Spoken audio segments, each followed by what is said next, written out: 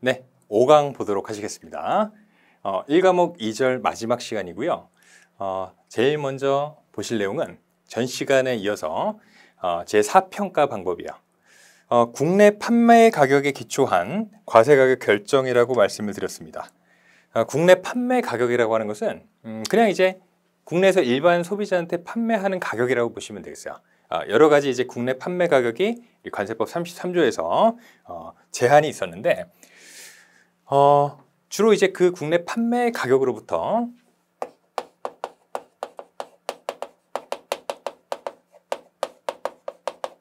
국내에 발생한 비용들을 공제하는 그 방법에 의해서 최종적으로 어떤 가격이 나올 거 아닙니까?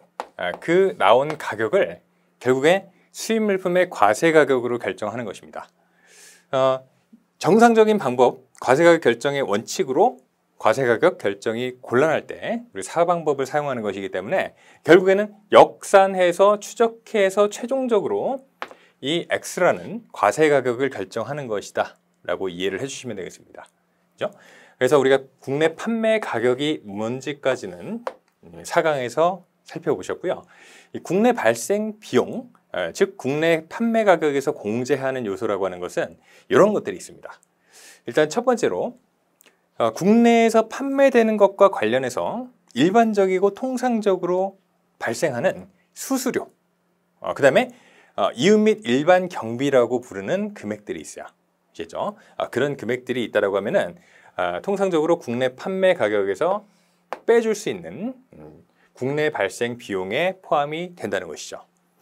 그다음에 두 번째로 수입항에 도착한 다음에 국내에서 발생한 운임 보험료 같은 것들이 또 역시 국내 발생 비용에 포함이 될 것이다. 그래서 국내 판매 가격에서 공제를 해줄 수가 있는 것들이야. 그다음에 세 번째로 수입 및 국내 판매와 관련해 가지고 납부하였거나 납부하여야 하는 조세, 그다음에 공과금 같은 것들이 있습니다. 그렇죠? 보통 이제 조세는 일반적으로 발생하는 세금들이죠. 그다음에 공과금은요, 이런 것들이 있습니다. 석유 제품을 만약에 수입한다라고 했을 때 석유 제품에는 관세, 그다음에 내국세, 과세가 되고요. 그다음에 석유 수입 부과금이라는 게 있어요. 특별히 이 석유 제품이라는 품목에 한정해 가지고 세금과 별도로 징수되는 공과금적인 성격의 금액입니다. 아시겠죠? 예시로 이런 것들 말씀드린 거고요. 이런 어떤 조세나 공과금 이런 것들이 있다라고 하면은 국내 판매 가격에서 빼줄 수 있는 국내 발생 비용에 포함되는 요소가 되겠다라는 것이죠. 그래서 결론적으로 사업평가 방법이라고 하는 것은 국내 판매 가격에서 이러한 국내 발생 비용들을 공제하고 최종적으로 나온 이 X라는 어떤 가격 있죠. 이거를 수입 물품의 과세 가격으로 결정하는 것이다 라고 이해를 해주시면 되겠습니다. 그 다음에 이제 5평가 방법을 한번 우리가 살펴볼 겁니다. 5평가 방법은요, 우리가 4방법에서는 수입 후 최종적으로 판매되는 가격부터 시작해가지고 국내 발생한 비용들을 거꾸로 빼서 결국에 어느 시점, 이 어느 시점을 수입 시점이라고 가정을 해보고요. 수입 신고 시점이라고 해보죠. 수입 신고 시점이고, 판매 가격, 국내 판가에서 비용들을 공제해가지고, 그죠? 거꾸로 거슬러 올라가는 것이다. 그죠? 판매되는 시점은 원래 흐름대로 따지면은 수입 신고 시점 이후에 발생한 일들이겠죠. 근데 국내 판가로부터 비용들을 서서히 빼 나가다가 결국에 여기까지 오는 거예요. 그럼 과연 이 수입 신고 시점에 거꾸로 역산해 가지고 얼마의 가격이었을 것이다 라고 하는 거를 역산해내는 방법입니다. 근데 5방법은요, 수출국부터 출발을 해요. 수출국에서 우리나라에 수출 판매되는 물품과 관련해 가지고 발생한 제조 원가 성격의 금액들이죠. 그다음에 여러 가지 비용들, 이런 것들을 일단 기준으로 해 가지고 여기다가 뭘 더하냐면요, 수출국에서 이 물품의 판매와 관련해 가지고 통상적으로 붙이는 마진이 있을 거예요. 그걸 우리가 일윤 및 일반 경비라고 보통 표현을 하는데, 이런 마진을 더해주고요. 그다음 마지막으로 이 물품이 우리나라에 수출 판매돼 가지고 수입되는 시점까지 발생한 운임, 보험료 등이 있을 겁니다.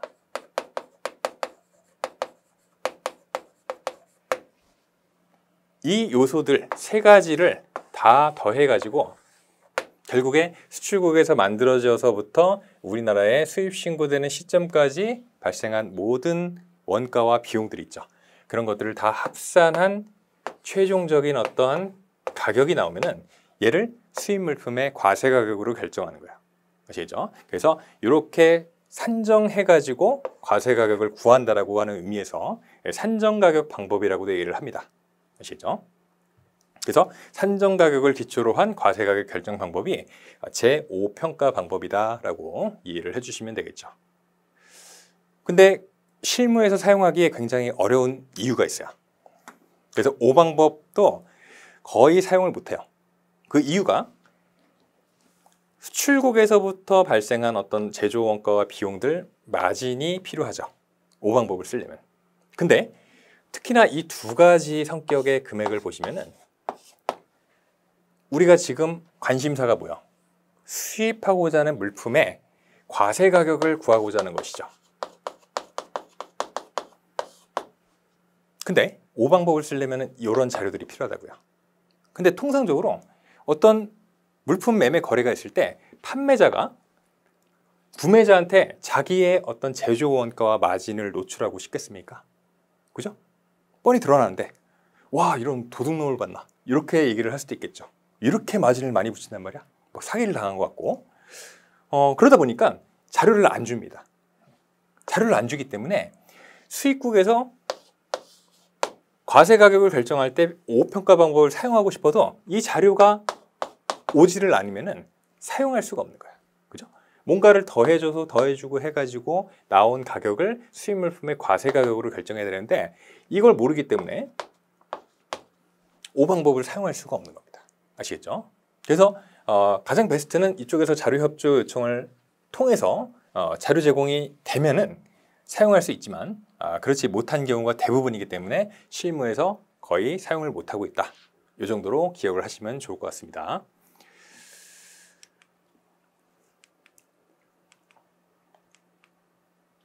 그 다음에 이제 6평가 방법이요. 6평가 방법은 합리적 기준에 따른 과세가격 결정 방법입니다. 합리적 기준. 그럼 뭘까요? 되게 애매하고 광범위한 용어가 될 수 있겠죠. 합리적 기준. 합리적이라는 게 과연 뭘 합리적이라고 할 것인가? 크게 어려운 내용은 아니고 1부터 5방법 있죠. 6방법이 제일 마지막에 쓰는 과세가격 결정 방법이니까 1부터 5방법까지 과세가격 결정 방법에 녹아 들어가 있는 요소들을 6방법에서는 그걸 활용해서 어떻게 해서든 마지막 방법이기 때문에 수입 물품의 과세 가격을 여기서라도 결정을 해줘야 돼요. 그죠? 그러다 보니까 왜 이걸 적용 못했을까요? 기준이 너무 타이트해가지고. 그래서 그 기준을 만약에 범위가 요 정도 갭이었다라고 하면은 훨씬 더 넓혀주는 거예요. 그죠? 예를 들어서 대표적으로 4방법을 쓸 때 국내 판매 가격 적합한 걸 어떻게 찾냐? 수입 신고일 또는 수입 신고일과 거의 동시에라는 조건이 있어요. 근데 거의 동시에라고 하는 조건의 범위가 수입 신고일부터 90일이라는 범위로 시행령에서 규정을 하고 있습니다. 근데 그 범위를 180일로 넓혀주는 거예요. 그럼 좀 더 기간이 2배로 확대가 되기 때문에 훨씬 더 거기에 적합한 국내 판매 가격을 찾을 수가 있을 겁니다. 아시죠? 이런 식으로 1방법부터 5방법까지 규정되어 있는 내용을 조건을 훨씬 더 범위를 넓혀준다든지 아니면은 조금 유연하게 적용할 수 있게 해주도록 그죠? 그런 융통성을 발휘하는 그래서 합리적으로 기준을 넓혀주는 거 그죠? 유연하게 적용해주는 그 방법이 6평가 방법이라고 말씀을 드릴 수가 있어요. 근데 제일 중요한 거는 합리적인 기준에 의한 과세가격 결정 방법인 6평가 방법을 사용함에 있어서도 얘들만큼은 도저히 여기서도 허용을 할 수가 없다라고 하는 가격들이 있습니다. 그죠? 즉 우리 법에서는 합리적 기준에 의한 과세가격 결정 방법으로 수입물품의 과세가격을 결정하고자 하는데 얘네들만큼, 그죠? 얘네들만큼 도저히 합리적 기준으로 할 수 없는 가격들이라고 부르고 있어요. 그죠? 어떤 것들이냐면 일단 첫 번째가 우리나라에서 생산된 물품의 국내 판매 가격입니다. 우리가 지금 궁금한 것은 판매자와 구매자가 있는데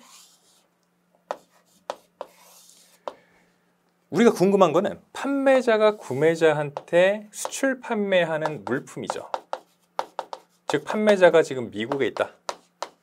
근데 우리 구매자는 지금 한국에 있죠.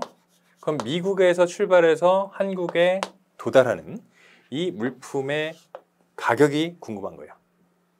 근데 합리적 기준으로 할 수 없는 가격 중에 첫 번째가 우리나라에서 생산된 물품의 국내 판매 가격이에요. 그죠? 근데 국내 판매 가격이란 키워드가 나왔다고 해서 그 사평가 방법에 나오는 그 국내 판매 가격하고 동일시하면 안 되죠. 사평가 방법에 나온 국내 판매 가격은 이 미국에서 수출 판매를 해서 우리나라로 수입되는 물품에 대한 한국에서의 국내 판매 가격이야. 여기서 국내 판매 가격.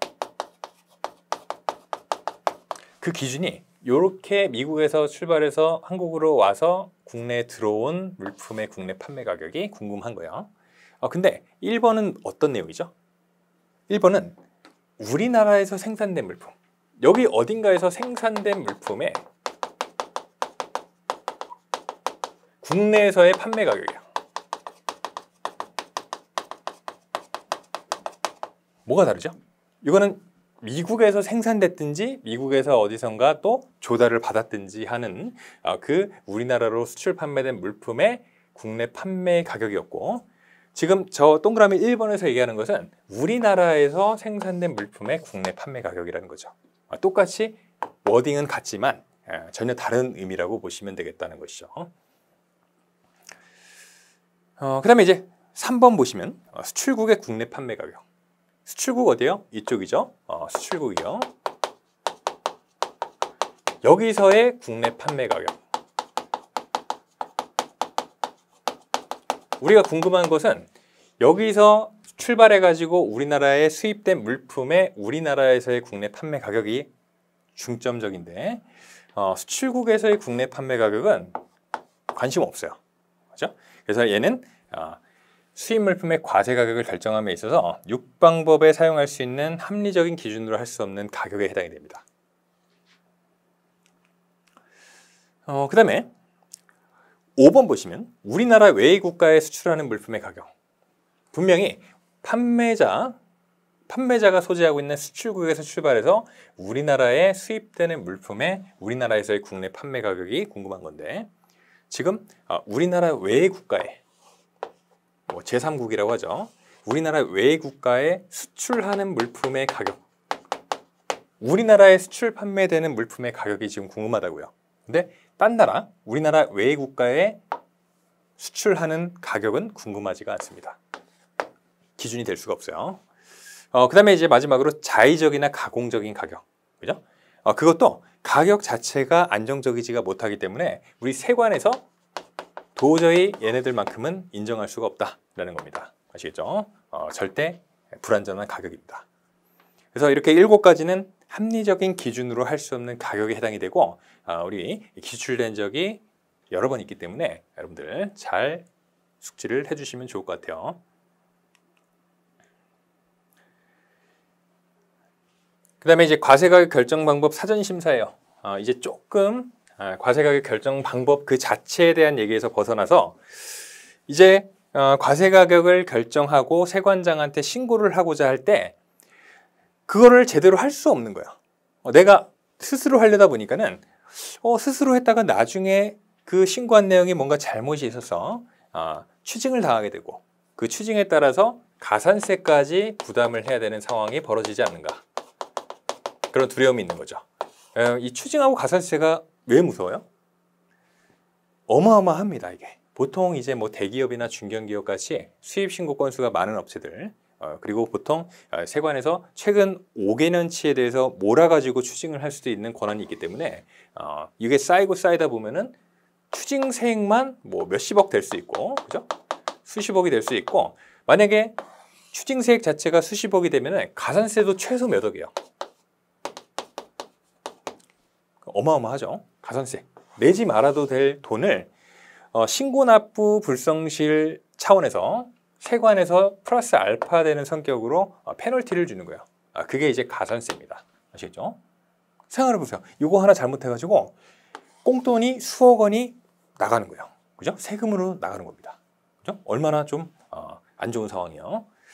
그러다 보니까 우리가 수입 기업들이 이런 불안전한 상황을 어떻게 하면 조금 관리 감독을 할 수가 있을 것인가, 그런 차원에서 이 관세청에서는 이런 제도를 만들었어요.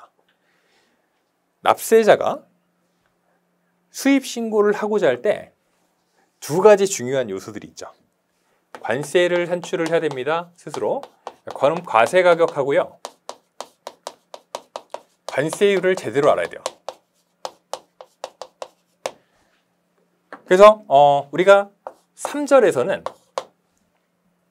이 관세율 적용과 관련한 품목분류가 선행이 돼야 되는데, 품목분류라고 하는 것은 수입물품의 HS 코드를 결정하는 절차예요. 그죠? 그와 관련해가지고 이걸 결정하는데 곤란함이 있으면은 품목분류 사전심사를 받을 수 있도록 규정을 해놨어요. 품목분류 사전심사.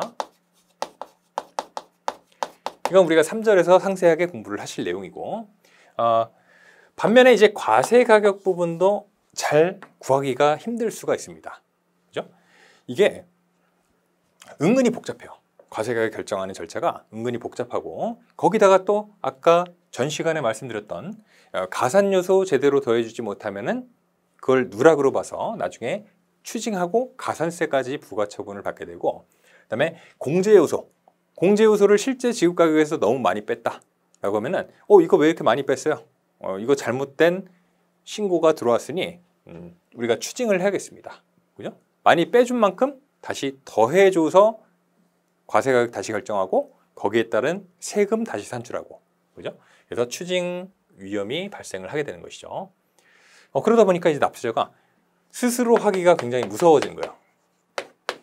그죠? 그러다 보니까 이제 관세청장한테 관세청장님, 제가 이거를 스스로 하기가 어렵기 때문에 좀 어떻게 하면 좋을지를 알려주세요 라고 해서 사전적으로 사전심사를 신청해가지고 그걸 관세청장이 가장 그 수입업체에 걸맞는 과세가격 결정 방법을 알려주는 것이다.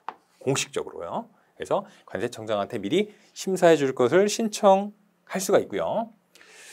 신청 대상은요, 가산요소 금액 1방법 사용할 때 구매자가 판매자한테 별도로 지급한 금액과 관련해가지고 요거를 어떻게 가산해 줘야 될까요? 그 방법이나 절차를 좀 알려주세요 라고 할 때 이 제도를 활용할 수가 있고, 그 다음에 이제 관세법 30조에 따른 방법으로 과세가격 결정을 할 수가 없을 때, 그럼 2방법 내지 6방법 그 예외적인 과세가격 결정 방법에 따라서 과세 가격을 어떻게든 결정을 해줘야 될 거예요. 그죠? 그거를 어떻게 할 것인가? 역시 관세청장한테 물어볼 수가 있다는 거예요. 그 다음에 마지막 3번으로 특수관계가 있는 자들 간에 거래되는 물품의 과세가격 결정 방법이요. 가장 이게 따로 빼놓은 이유는 외투 기업들이 많아요.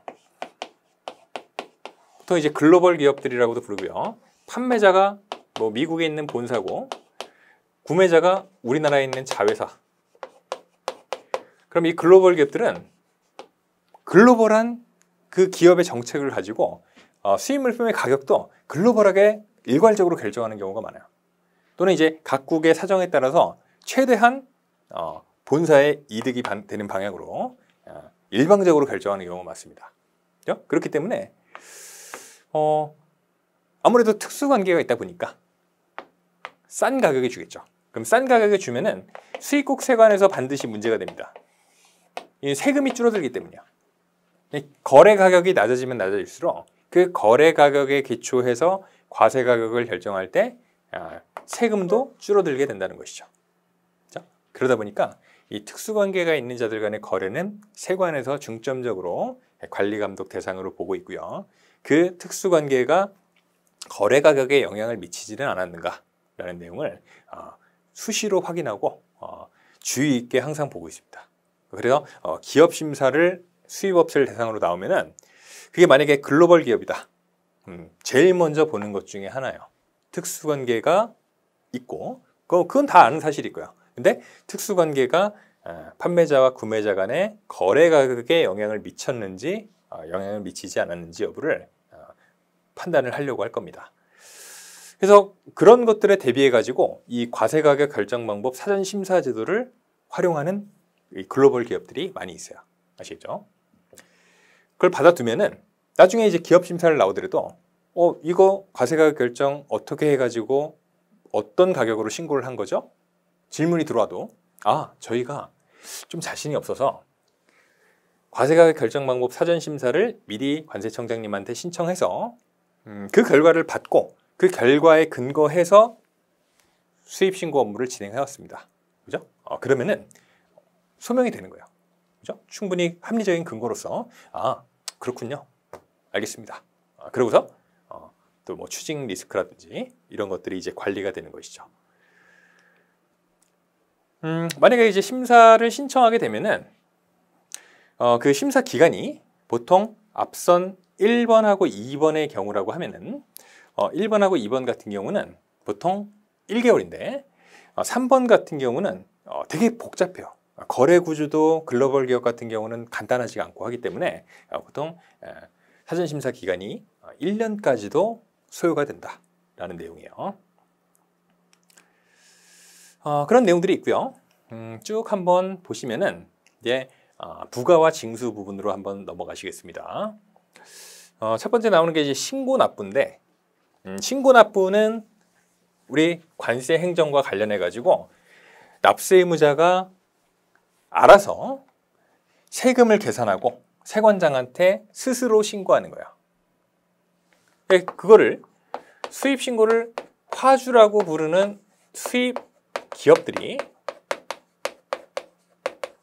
자기가 직접 할 수도 있는 것이고, 직접 하다가 실수를 해서 뭔가 추징 리스크를 떠안으니 이 일만 전문적으로 하는 관세사 등한테, 그죠? 관세사 등이라고 하면은 관세 사무소도 있고 관세 법인도 있고 뭐 통관 취급 법인도 있어요. 그런 관세사 등한테 수입 통관 업무를 맡기는 거죠. 맡겨가지고 대행 수수료는 지급하고, 이쪽은 수입 통관 대행 업무로서 사업을 영위하는 그것만 하는 회사이기 때문에 아무래도 좀 더 이제 전문성을 가지고 그 업무를 위임받아서 수행을 할 수가 있겠죠. 화주 같은 경우는 보통 예를 들어서 뭐 반도체 제조업체다. 반도체 제조업체가 반도체 제조 판매하는 거를 제일 잘하지 수입 통관 업무를 제일 잘하진 않죠. 그렇죠? 그래서 자체적으로 이런 통관 부서를 두고 보통 자가 통관이라고 하거든요. 화주가 직접 수입 통관 업무를 하는 걸 당연히 할 수 있습니다. 마치 그 본인의 소송 뭐 변호사 선임 안 하고 자기가 직접 할 수 있잖아요. 근데 변호사를 선임해서 진행하는 이유가 뭐죠? 훨씬 효율적이기 때문에. 그죠? 본인이 하면 이제 실수도 있을 수도 있고 그런 어떤 그 자기의 본업이 있는데 그걸 포기하고 시간과 노력을 기울여야 되기 때문에 효율성을 따졌을 때 변호사한테 이제 변호사를 선임해서 이제 업무를 맡기는 것이죠. 마찬가지예요. 그죠? 관세사 등을 통해 가지고 자기 회사의 수입 통관 업무를 대행을 맡기는 것이다. 이렇게 해가지고 결국에 화주가 하든 관세사가 하든 간에 자기가 스스로 과세 가격하고 그다음에 관세율 등을 결정해가지고 관세액을 산출해야 돼요. 관세액을 산출해야 됩니다. 그죠? 제대로 산출해서 제대로 신고하고 그다음에 정해진 납부기한 내에 적절하게 납부까지 해야 되는 것이다. 그죠? 그게 이제 완전한 신고 납부라고 얘기를 합니다. 신고 납부 대상은요, 원칙이기 때문에 예외적인 부가고지 대상을 제외한 모든 수입 물품이 신고납부 대상 수입 물품이야.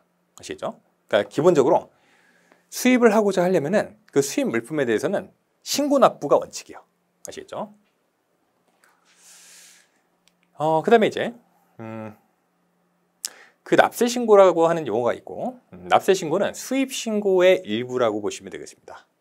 즉 수입 신고를 할 때는 수입 신고서를 작성하는데, 수입 신고서 기재란에 보면은 이 하단에 이 납세 신고를 할 수 있는 부분이 있어요. 그렇죠? 그러니까 결국에는 수입 신고를 한다라고 하는 것은 납세 신고를 하는 것과 마찬가지입니다. 그죠? 그걸 다 포함하고 있는 개념이요. 근데 우리가 세관장한테 수입 신고를 하게 되면 세관장은 뭘 확인해야 되겠어요? 이 납세자가 제대로 과세가격 관세율을 적용해서 정확하게 관세액을 산출했고 그걸 제대로 신고를 했는지를 봐야 될 거 아니야. 근데 그게 적정한지 여부를 매 수입 신고 수리하기 전에 그 단계에서 이제 검토를 하다 보면은 뭐가 불가능해질까요? 신속한 통관이 불가능합니다. 그러니까 이 세액의 적정성도 중요하지만 최우선적으로 따지는 것이 관세행정에서 신속 통관입니다. 신속 통관. 그 다음에 원활한 보세구역의 물류 흐름. 보세구역의 물류 흐름을 원활하게, 그죠? 보세구역의 물류 흐름을 원활하게 하고자 하는 목적이 있어요. 그래서 여러분들이 이제 보세사가 되시면은 요거를 같이 세관장을 도와주셔서 업무를 수행하시는 겁니다. 결국에 세관장이 다 우리나라에 있는 보세구역을 관리 감독할 수가 없기 때문에 운영인한테 여러분들이 이제 나중에 대신 이 보세사를 채용해 가지고 보세구역을 설치하고 운영하도록 하는 겁니다. 아시겠죠?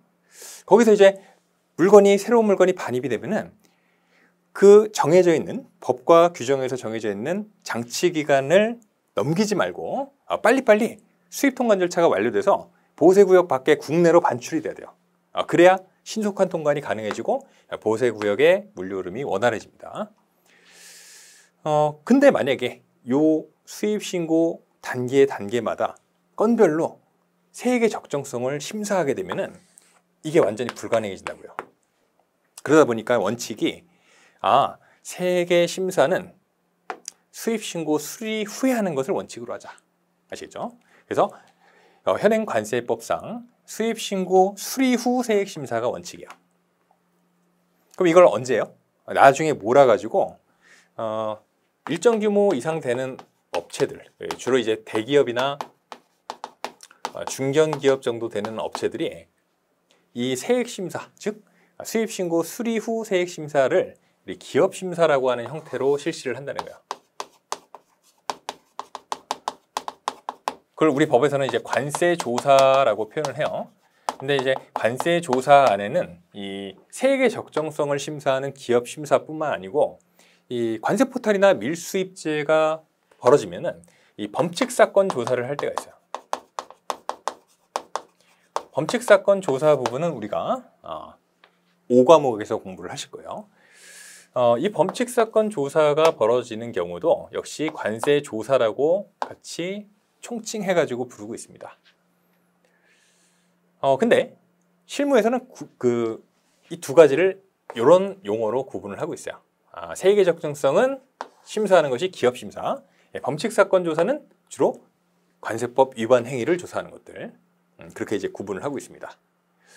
그래서 이 기업심사라는 걸 통해서 이 대기업이나 중견기업, 어느 정도 일정 규모 이상 되는 기업들이 또는 이제 소규모 기업들은 뭐 예를 들어 일정 기간 동안 몇 건이 되진 않지만은 그래도 뭔가 의심스러운 정황이 있다라고 하면은 세관에서 세액의 적정성을 별도로 심사하기도 합니다. 아시겠죠? 그러니까 이런 제도들이 있기 때문에 굳이 건별로 수입신고 단계에서 세액의 적정성을 심사할 필요가 없는 거예요. 일단 특별한 서류상의 형식적 문제가 없으면은 수입 신고 들어온 거에 대해서 수리를 해주고, 그리고 세액의 적정성은 나중에 몰아서 심사를 하는 것이 훨씬 효율적이다 라는 차원에서 수입 신고 수리 후 세액 심사를 원칙으로 하고 있습니다. 근데 다만 이걸 원칙으로 하지만은 항상 원칙만 적용을 하다 보면은 항상 그 원칙을 벗어나고 싶어 하는 사람들이 있어요. 또는 회사들이 있습니다. 특히나 이 세법 같은 경우 관세법뿐만 아니고 다른 뭐 부가가치세법이나 소득세법, 법인세법 이런 것들도 마찬가지예요. 세법에 특히 어떤 원칙과 관련된 조문이 있으면은 거기에 대한 예외에 해당하는 조문들이 꼭 같이 따르게 됩니다. 그죠? 그리고 계속 개정이 자주 일어나는 이유가 뭐예요? 세법이 한번 딱 개정이 되잖아요. 그러면은 세금을 어떻게 해서든 좀 피하고 싶은 사람들이 그걸 악용하면서 자꾸 이 원칙을 벗어나려는 행동을 하는 거야. 그러다 보니까 원칙만 적용을 해서는 돌발적인 밖으로 튀려고 하는 그런 케이스들을 다 커버할 수가 없다. 그래서 계속적으로 이 예외 조항들을 보강하고 하다 보니까는 계속적인 개정이 발생을 하게 되는 겁니다. 아시겠죠? 그래서 수입 신고 수리 후 세액 심사가 원칙인데, 이러다 보니까 신고 납부를 불성실하거나, 그죠? 뭐 체납하거나 하는 사람들이 수입하는 물품들은 어떻게 할 거냐라는 것이죠. 상당히 리스크가 큰 물품들인데 그런 것들은 예외를 적용해가지고 수입 신고 수리 후 세액 심사가 원칙이지만은 수입 신고 수리 전에 심사를 하자라는 것이죠. 그래서 우리가 시행규칙 8조에 수입 신고 수리 전 세액 심사 대상 물품들을 규정을 하고 있어요. 그러니까 얘네들만큼 특히나 대표적으로 불성실 신고인,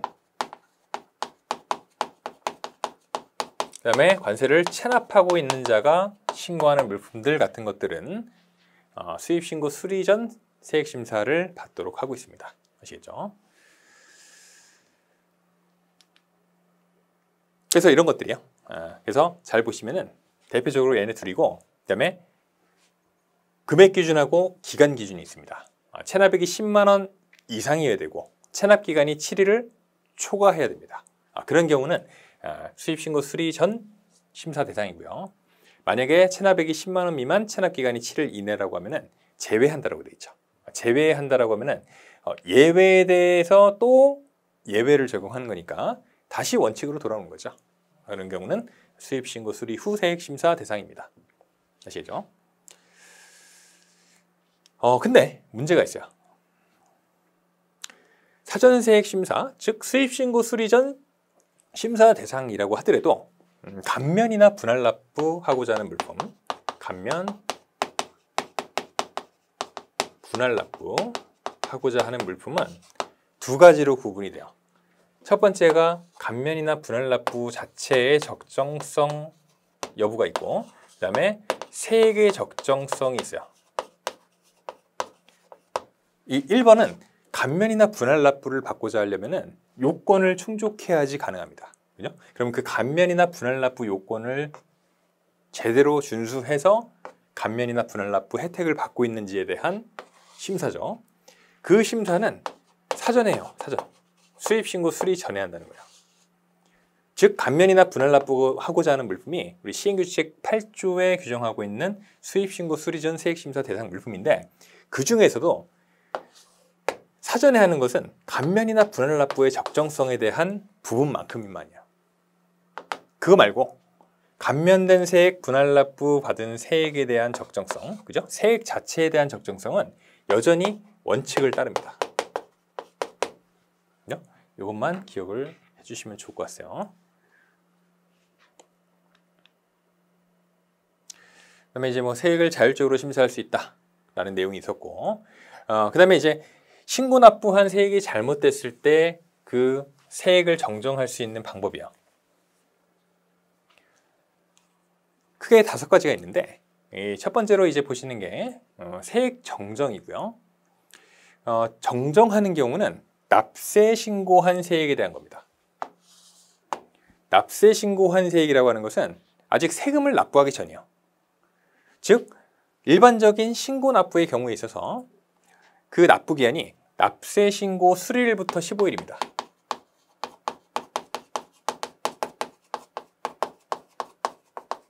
이게 납부 기한이기 때문에 아직 납세 신고까지만 한 세액은 납부 기한이 끝나지 않았습니다.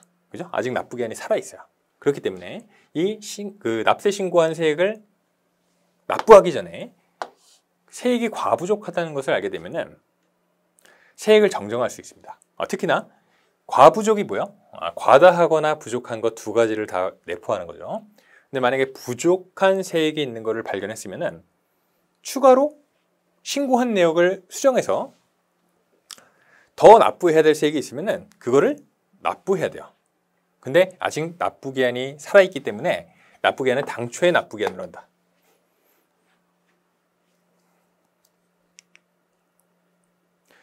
그럼 두 번째는 이제 보정이고요. 보정이라고 하는 거는 신고 납부를 이미 한 세액입니다. 신고 납부를 했는데 그러면 신고를 하고 납부 기한 내에 적절하게 세관장한테 세금도 납부를 한 상황이에요. 근데 만약에 신고 납부를 한 날부터 6개월 이내에 내가 잘못 신고한 거, 그래서 부족세액이 발생한 거, 그 사실을 알게 됐으면은 보정 신청이라는 걸 할 수 있어요. 아시죠? 보정 신청을 할 수 있다. 그래서 보정 신청을 할 수 있는 보정 기간 이내에 얘를 정정하게 되면은 가산세가 없습니다. 다만 보정 이자는 있어요. 보정 이자는 있다. 보정 이자는 발생하고 가산세는 없다. 그러니까 보정 이자가 훨씬 가산세 금액보다 적습니다. 그래서 신고 납부한 날부터 빠르면 빠를수록 좋아요. 내가 잘못 신고해서 부족세액이 발생한 거를 바로잡는 시기가 신고 납부일부터 빠르면 빠를수록 페널티가 적은 거예요. 아시죠? 그 다음에 이제 보정을 할 때 납세자가 내가 신고 납부를 잘못했구나 라는 걸 먼저 인지를 해서 자기가 먼저 정정하고 신고했던 걸, 그 다음에 추가 납부세액이 발생하면은 자진해서 세관장한테 납부를 하고, 이렇게 진행을 하는 게 원칙인데, 만약에 세관장이 보정해야 될 사항들을 먼저 발견해서 납세자한테 보정 신청하셔야겠습니다 라고 알려줄 수도 있다는 거예요. 그죠? 그걸 이제 세관장의 보정 통지라고 얘기를 합니다. 여기서 중요한 거는 세관장은 자기가 직권으로 보정할 수가 없어요. 보통 세액을 신고한 거를 바꿀 수 있는 권한을 가지고 있는, 그죠? 어떤 뭐 신고를 받거나 허가를 내주거나 그다음에 승인을 해주거나 할 수 있는 권한을 가지고 있는 행정기관이나 행정청 같은 경우에 자기 스스로 수정하거나 하는 행위를 직접 하는 걸 이제 직권이라고 얘기를 하거든요. 직권으로 보정 통지를 보정을 할 수가 없다. 직권으로 보정을 할 수가 없다는 거야. 아시죠? 왜냐면은 납세자가 스스로 자기가 계산해서 세관장한테 신고한 거기 때문에 이거는 세관장이 자기가 세액을 산출하거나 한 게 아니죠. 그렇기 때문에 직권으로 할 수가 없다는 겁니다. 신고를 한 사람한테 이거 잘못됐으니 수정을 할 필요가 있겠습니다 라고 알려줘서 직접 자기가 손대게끔 해야 돼요.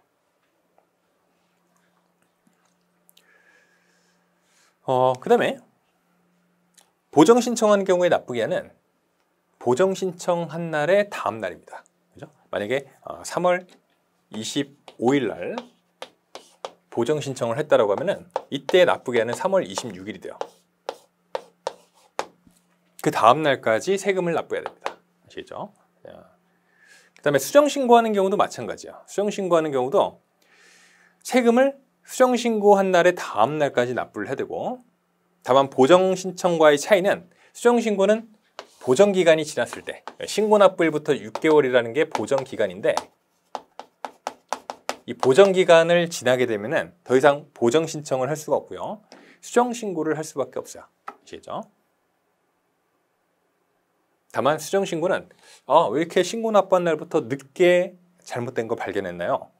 그러니 보정 신청을 할 때보다는 좀 더 페널티가 셉니다. 그래서 보정이자가 가산되는 걸 넘어서 가산세가 부과가 돼요. 수정신고를 할 때부터는 가산세가 부과가 됩니다. 아시겠죠? 그 다음에 이제 우리 그 교재에서 지금 이제 가산세율이 1을 10만 분의 25로 기재가 돼 있을 거예요. 근데 교재 이제 그 출판이 되는 과정에서 지금 현재 개정이 됐어요. 그죠? 그래서 1을 10만 분의 22로 개정이 됐습니다. 조금 줄어들었죠, 이자율이. 그래서 여러분들 교재 내용 1을 10만 분의 22로 좀 바꿔주시면 좋을 것 같아요. 불가피하게 지금 출판되는 과정에서 개정이 벌어졌기 때문입니다. 정오표는 따로 제가 올려드리도록 하겠습니다. 이러한 이제 가산세가 가산이 될 거고, 그다음에 경정청부라는 게 있는데, 경정청부는 부족한 세액이 있는 상황이 아니고요, 오히려 과다하게 세금을 납부한 상황이에요. 그죠? 과다하게 납부를 한 상황에서 최초로 납세 신고한 날부터 5년 내에 신고한 세액의 경정을 세관장한테 청구할 수가 있다라는 내용입니다. 아시겠죠? 그리고 경정 청구를 받게 되면 세관장은 청구를 받고 나서 2개월 내에 경정을 해주거나 또는 나는 경정을 해줄 수가 없다, 어느 쪽이든지 간에 어쨌든 경정 청구를 한 납세자한테 통지를 하도록 되어 있습니다. 아시죠? 그다음에 이제 후발적 경정 청구는 경정 청구의 사유가 없었는데 나중에 발생한 사유 때문에 경정 청구를 할 수가 있게 된 거야. 그래서 그 할 수 있게 된 상황임에도 불구하고 애초에 최초로 납세 신고한 날부터 5년이라는 기간이 넘어버렸기 때문에 경정 청구를 할 수 있는 상황임에도 불구하고 원칙에 따르면 할 수 없게 된 그런 안타까운 상황을 해소하기 위해서 조금 더 일정 기간 동안만큼은 경정 청구를 허용해 주도록 하는 제도입니다. 아시겠죠? 말 그대로 후에, 그죠? 나중에 발생한 사유 때문에 경정 청구가 허용이 되는 제도예요. 후발적 경정 청구라고 얘기를 합니다. 아시겠죠? 그런 내용들이고 2개월 정도 기억을 해주시면 좋을 것 같습니다. 그죠? 2개월 정도 기억을 해주시면 좋을 것 같아요. 그다음에 세관장이 경정하는 경우다. 세관장이 관세를 계산해가지고 납부고지를 해주는 상황이다. 그죠? 그런 경우에 관세 납부기한은 납부고지를 받은 날부터 15일이 되겠죠. 그리고 세금이 과부족한 경우에 세관장이 경정할 수 있어요. 과부족은 과다하거나 부족한 경우 둘 다 해당이 되는데, 근데 일반적으로 세관장이 먼저 세금을 더 납부하세요, 이렇게 할 뿐이지 많이 납부하셨네요, 돌려드릴게요 하지는 않습니다. 실무가 그래요. 왜냐면은 납세자는 수십만 회사가 될 거고 세관 공무원은 10,000명이 채 안 됩니다. 그죠? 그걸 일일이 쫓아다니면서 어느 회사가 과다하게 세금을 납부했지? 요거를 살펴볼 여유가 없어요. 그래서 경정 청구 들어오는 건들만 해도 벅찹니다. 그건 납세자가 스스로 자기가 과다 납부한 세액이 있으면 돌려달라고 이제 경정 청구를 할 수밖에 없는 상황이에요. 참고적으로 알아두시면 좋을 것 같고,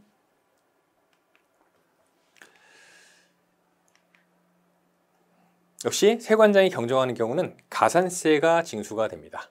아시겠죠? 가산세가 징수가 되고요. 그 다음에 수입물품 과세가격 조정에 따른 경정인데, 이거는 이제 그 수입물품의 가격이 약간 그 관세 측면이 있고 내국세 측면에서 좀 조정이 발생하는 경우가 있습니다.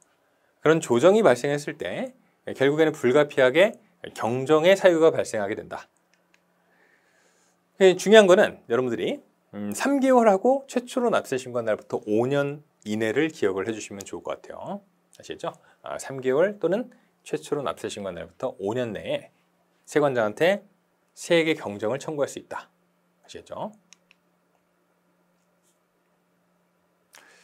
그 다음에 우편 제출에 따른 특례인데, 만약에 청구서 등을 보냈는데 그게 기간을 지나가지고 도달했다 라고 하면은 기간 만료일에 적법하게 신청이나 신고 등이 된 것으로 보겠다. 간단하게 말씀드리는 이런 얘기예요. 기한이 만약에 2022년 3월 25일이었는데 아직 3월 21일이었어요. 가지고 내가 2길 특급 등기우편으로 보냈습니다. 그럼 최소한 3월 22일 내지는 늦어도 하루 더 걸려가지고 3월 23일쯤에는 세관장한테 접수가 되겠지라고 발송을 했어요. 근데 항상 사람 일이 뜻대로 되는 게 아니죠. 어떤 우편 사고가 발생했는지 모르겠지만은 이 기한을 넘겨가지고 3월 27일에 도달을 해버렸어요.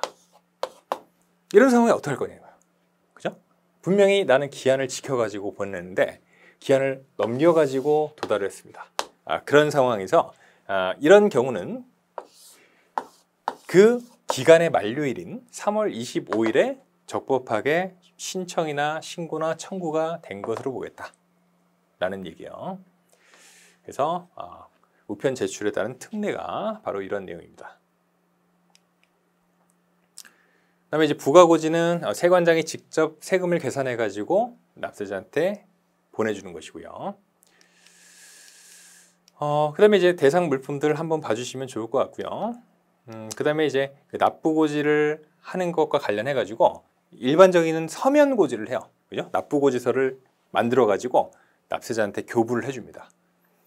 반면에 이제 다급한 상황이 있어요. 가장 전형적인 다급한 상황은 이제 입국할 때 그 세관신고서 비행기 안에서 작성하시죠. 작성해가지고 그걸 어떻게 해요? 짐 찾아가지고 마지막으로 게이트 통과하기 전에 세관공무원 서 계시잖아요. 거기다가 제출하잖아요. 제출했는데 가끔 가다가 일로 와보세요 하는 경우가 있어요. 가가지고 이제 캐리어 시키는 대로 열고 나는 분명히 신고서에다가 미화 600불 초과하는 물품 구매한 적이 없다. 이게 체크를 했는데 사실 내 가방 안에는 이제 잔뜩 물건이 들어있는 거죠. 그런 경우에 이제 이거 뭡니까?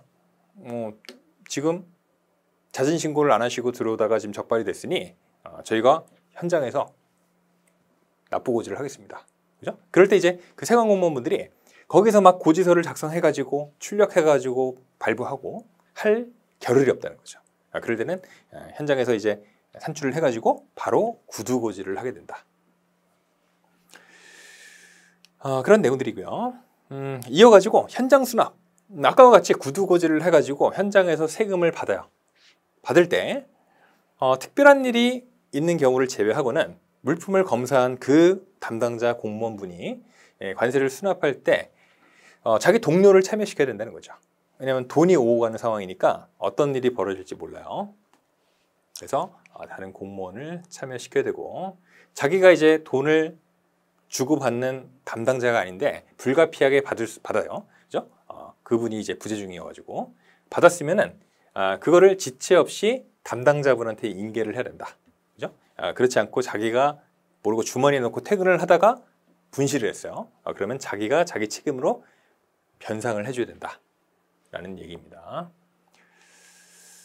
그런 얘기들이 있고요. 이제 관세 등은 건당 10,000원 미만인 경우에는 징수 대상에서 제외가 된다.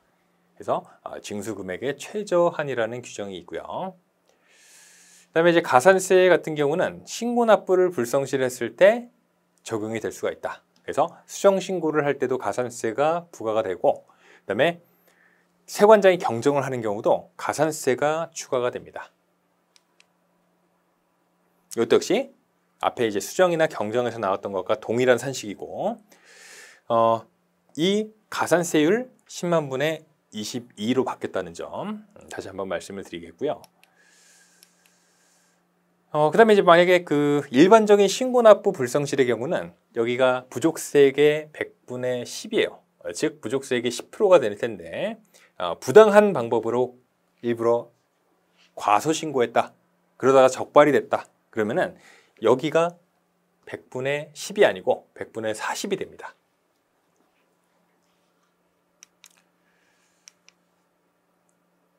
그 다음 마지막으로 가산세가 감면되는 경우인데 여러 가지 사유들이 있어요. 그래서 그 사유별로 아까 보셨던 42조의 가산세 산식에서 첫 번째 부족세액의 10% 부분만 감면이 되는 경우도 있고, 부족세액 10%뿐만 아니고 뒷부분에 이제 그 이자 부분이 있거든요. 이자 부분까지 전체가 감면되는 경우도 있습니다. 그죠? 각각의 케이스별로 여러분들이 숙지를 해주시면 좋을 것 같습니다. 아시겠죠? 그래서 우리가 이렇게 가산세 감면까지 해가지고 우리가 2절의 내용 모두 살펴보셨습니다. 수고하셨습니다.